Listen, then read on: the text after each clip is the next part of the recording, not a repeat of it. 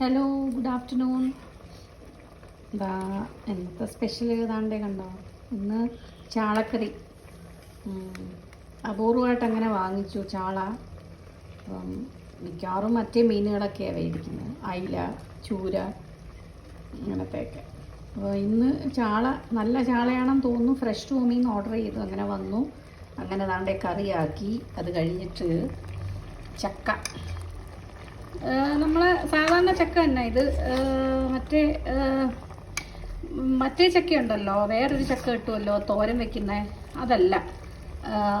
ഇത് സാധാരണ നമ്മുടെ ചക്ക, കുഞ്ഞു ചക്ക, ഇളം ചക്കയായിരുന്നു.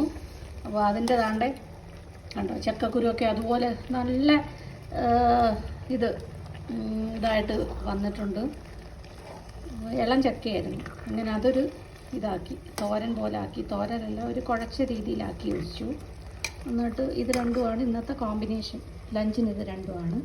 അപ്പോൾ ഓക്കെ, എല്ലാവരും സുഖമായിട്ടിരിക്കുന്നെന്ന് കരുതുന്നു. Bye, take care.